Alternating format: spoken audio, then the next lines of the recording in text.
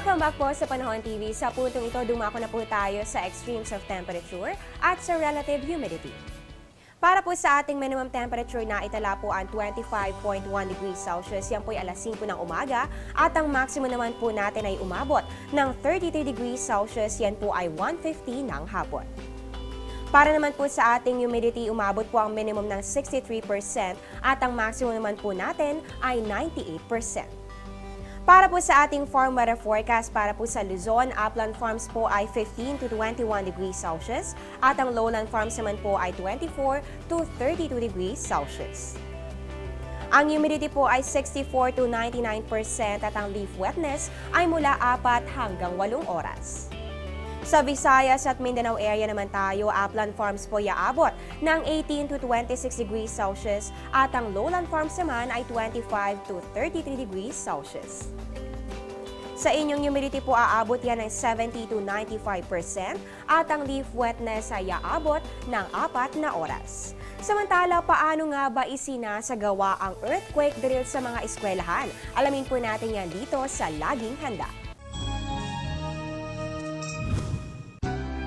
Para maging handa ang mga estudyante sa lindol, mahalagang magkaroon ng mga regular na earthquake drills sa mga eskwelahan. Ang phase 1 ng earthquake drill ay ang alarm. Ang warning device tulad ng bell ay nagsisilbing babala sa mga estudyante sa oras ng pagyanig. Ang phase 2 ay ang response. Habang ang sirena o bell ay patuloy na tumutunog, dapat lumayo ang lahat sa mga babasaging bagay katulad ng bintana at iba pang magagaan na bagay na maaaring mahulog. Isinasagawa rin ang duck, cover and hold sa ilalim ng mga mesa at upuan. Manatili sa posisyong ito hanggang sa matapos ang pagyanig. Phase 3 naman ang evacuation. Pagkatapos ng lindol, dapat agad na lumikas mula sa mga gusali papunta sa evacuation area o sa mga itinalagang ligtas na lugar. Ang Phase 4 ay ang assembly. Kapag nakarating na sa evacuation area, dapat maigrupo ang mga estudyante ayon sa kanilang mga section. Ito'y para maisagawa ng maayos ang Phase 5, ang head count. Isinasagawa ito ng mga guro para masiguro ang tamang bilang ng mga estudyante sa bawat klase o grupo. Mahalaga rin ang ikahuling phase, ang evaluation.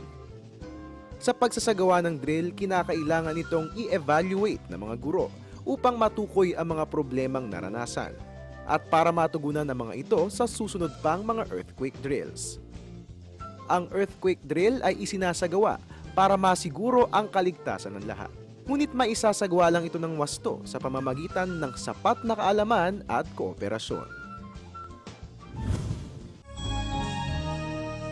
Bago po kami magpaalam, meron lang po ako mga babatiin. Happy viewing po kay Mayres Victoriano and family. Eusebio High School yan po ay sa Pasig City. At dito rin po kay Oliver Sanchez and family. At ang Parada National High School yan naman po ay sa Valenzuela. At syempre babatiin ko na rin po lahat ng mga guro at estudyante at sa lahat po ng nakiisa sa Birth o Batang Emergency Response Team Workshop. Maraming salamat po sa inyong suporta sa Panahon TV. Tandaan niyo po na pwede kaming i-like sa Facebook Panahon.tv or follow us on Twitter at Panahon TV. At syempre po, welcome din kayo sa aming website sa www.panahon.tv.